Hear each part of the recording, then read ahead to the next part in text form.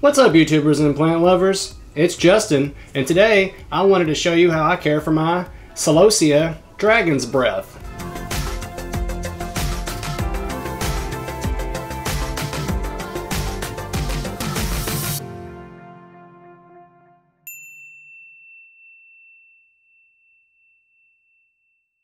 Now, as you may have noticed, it's been a good while since I've made a video. We had a death in the family, and then I got super sick. I got super sick at the beginning of the year, so it was only fitting that I would get super sick at the end of the year as well. And then I had to do all of my winter preparedness for all of my plants. So it is a good thing that you can only see right here in front of me, because if you've seen how many plants that I actually have behind the camera, you would probably call somebody. But alas, this is a viewer recommended video.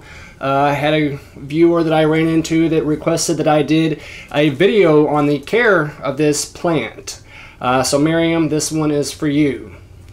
Now, this is the Celosia plant. It is akin to the coxcomb, but you may have heard it called the velvet flower, the wool flower, or even the red fox flower. This is the Celosia. You can look up the coxcomb because they look a lot like that, but they do have their own really very unique coloring, and it's a real shame that I'm doing this video indoors without ample light, because outdoors, this video is not going to do this plant justice. Seeing this plant in the daylight is gorgeous. It is very spectacular, and I wish you could see the way it looks with natural sunlight in that maroon, kind of off pinkish, reddish kind of color, because the flowers are beautiful and the foliage is beautiful on this plant as well. So these plants are gorgeous, stunning, kind of head-turning plants that you would see and think, that's really pretty. And they make really unique cut flowers too. I had this plant sitting next to my dwarf umbrella tree, and the maroon, kind of pinkish with that kind of jade, really pretty green. It was spectacular in the daylight. It looked really good. But you can grow this as a bedding plant for added dramatic detail, or you can put it in a container like this one is, because these plants are annuals. Now, what does that mean, an annual? An annual is a plant that will actually go from seed to seed within 1 year. Now, when I say from seed to seed, I mean it will come from a seed and then produce seeds and then die, all within a year. Now, there are steps you can take to actually prolong this and get these plants to live a little bit longer. Some famous examples of annuals are begonias, sunflowers, zinnias, black-eyed Susans, just rudbeckia, because other black-eyed Susans will come back, but rudbeckias are annuals, and Celosias are annuals as well. They are hardy to the USDA zones of around zone 10 to 11, and I'm pretty sure that they can actually come back year after year there. But there are also biennials and perennials. And then, of course, a biennial would be a plant that takes 2 years to go from seed to seed. And then some famous biennials would be hollyhock, beets, carrots, cabbage, and lettuce. And then, of course, you get into the perennials after that, and those are the plants that come back year after year after year. Sedum would be a perennial, foxglove, tulips, hibiscus, hydrangeas, daylilies, and salvia would be perennials. Now, I did say some of those that would be tropicals, like your hydrangeas, your hibiscus, that if it gets too cold, it'll kill the plant and it won't come back at all. But you can take those and put them in containers as well, bring them in, get them ample light through the winter time, and then they will actually live through the winter time, and then you can put them back in the sunlight outdoors again, and they'll be fine. But yes, this is an annual, so this plant will probably die before too long. I do have it indoors, and notice that I do not have any plants around the table like I normally do. All these are fake, so don't come for me and say I'm not going to take my advice from a grower who's got fake plants on the table. I do suspect that he has a problem with aphids, so I don't want to take a chance. This video will be really short, so I don't have to worry about any kind of spreading of pests or anything like that. But I will tell you what I'm doing later in the video to show you how I'm trying to combat the pest problem with this guy and hopefully save him, but who knows. And so that's why you do not see any other live plants around here, even though I did tell you that just beyond the camera is a field of plants and trees as far as the eye can see. Now, this is a heat-loving plant, so I will tell you that you will see them mainly in stores around midsummer and then towards fall. So the cold weather with these guys can mess them up and cause them to have problems. Some of the problems aren't as severe because with cooler temperatures it can cause them to flower prematurely and then have other problems along the way with that as well. But if you're not going to keep it as a perennial and you're just going to keep it and then let it do its thing and fall back naturally, some nice flowers isn't that big of a problem. So some box stores will sell this plant towards the end of summer and around the fall just because of its spectacular foliage and flowers. But you will see them outdoors in the cool, and be very careful because if it starts to get very cool out, this plant branches really well, but leaves will begin to fall off rather easily as well. So if you've got this plant in the container and it's set next to an area with high volume of traffic, you can end up breaking some of these stems off and then potentially losing the aesthetics that you want for this plant. So make sure that you don't have it sitting somewhere that it's going to be bumped into a lot by pets or people or anything of that nature. As I did say, they are heat-loving plants.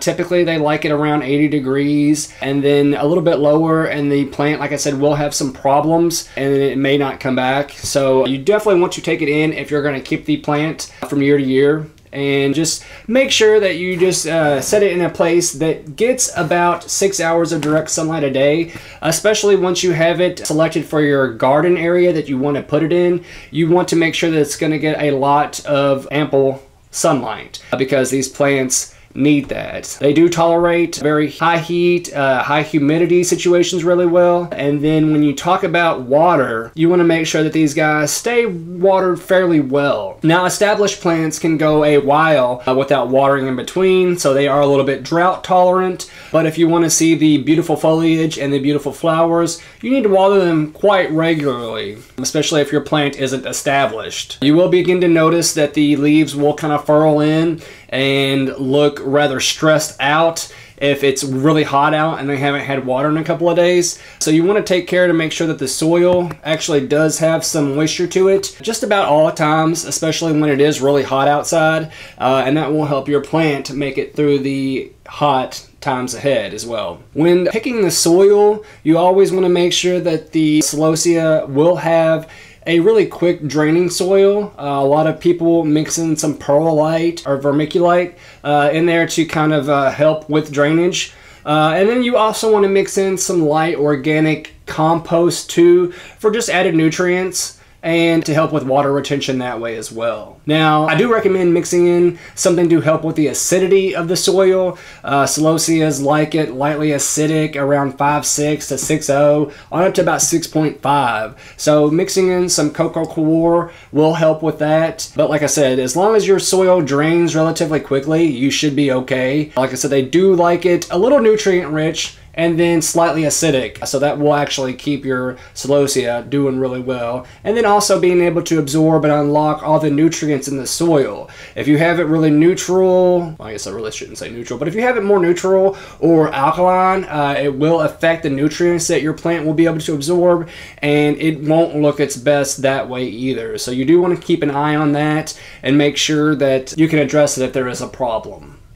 Now, you don't really have to worry about repotting these guys that often. I think about once a year will suffice with yours. You typically want to do it when one of two things happens. When your plant has either A, exhausted all the nutrients or a majority of the nutrients in the soil, or B, has doubled in size. So about once a year is sufficient whenever you want to pick a larger size pot. Typically no more than about 2 inches bigger than the current pot that it's in, and that is ideal for repotting yours. As I did say, this guy does have a problem, I believe, with aphids, but spider mites and whiteflies are also a problem with these. Now, typically, I would say the easiest way to deal with a pest would be to take your plant outside or setting in the shower and then spraying them off with a nice blast of water. Typically, that's how it's done in nature. When a good rainstorm kind of comes in, it knocks the majority of the pest off, and that's what keeps plants in nature from being infested a whole lot. So we take a note from Mother Nature and stick them in a shower and then kind of hose them off, or take the garden hose out back and spray them off on shower. You don't want to do it on blast or jet or whatever it is, because you will not only knock the pest off, but the flowers, stems, and foliage as well. The only maintenance that I do with this guy is occasional pruning and occasional deadheading. If you do see dead and dying foliage or leaves like this one, just kind of reach in there and pull them off. A majority of the older leaves will snap off really easily or just kind of fall off. And then just like with roses, if you deadhead every once in a while, it does encourage more branching and more blooms with your flowers as well. So always make sure that you go in with sanitized pruning shears and remove spent flowers or spent foliage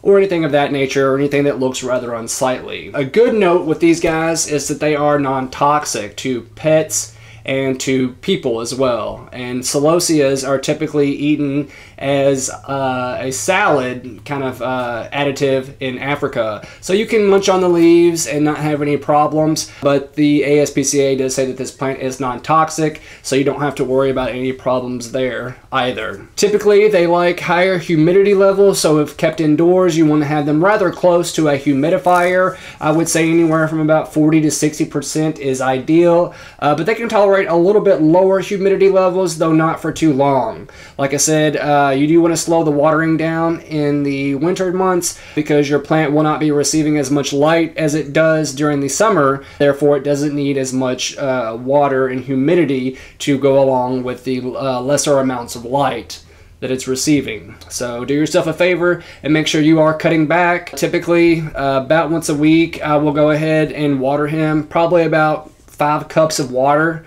every 4 or 5 days, depending on how hot it is. Like I said, you don't want the soil to dry out too quickly. Use your finger and kind of stick it down in there and make sure that it doesn't feel saturated. If it does, you should probably go ahead and add more water. And you don't really want to wait until the leaves are showing you that it is time to water, because then damage is already occurring. So you don't want to water too often, and you don't want to water not enough, because both will end up causing problems. And if you're not sure, it's always safer to err on the side of caution and only water when the soil is feeling completely dry. Like I said, plants typically succumb to overwatering way more than they do to underwatering. So be on the caution side and don't give it too much water. Well guys, that's really all I wanted to say on this plant. Like I said, this is a viewer requested video and it is an annual, but that doesn't mean that you can't keep it around for longer than a year or so. There are some steps online that will tell you how to actually keep your annuals and let them live a longer, healthier, and happier life indoors. Just so that you don't actually have to throw them away when you spend, I think this plant was around $26.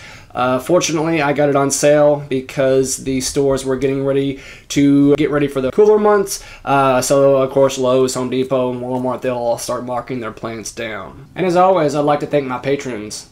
I'd also like to give a special shout out to my top tier tree patron, Thuyen. Thank you. Thank you to my other patrons like David as well. If you have any plant questions or any kind of concerns or comments, the best way to probably get a hold of me would be on Patreon. Your special support and donations actually help to keep the lights on and make sure that the plants are well taken care of and that I can get new plants for newer videos. Well guys, this has been Justin reminding you that if you have time or you can, go out and plant a tree. Let's reforest the world. And while you're at it, don't forget to leave me a comment and let me know what are some of your favorite annuals. And don't forget to hit the subscribe button or the bell next to it. That way you'll know anytime that I've uploaded a new video.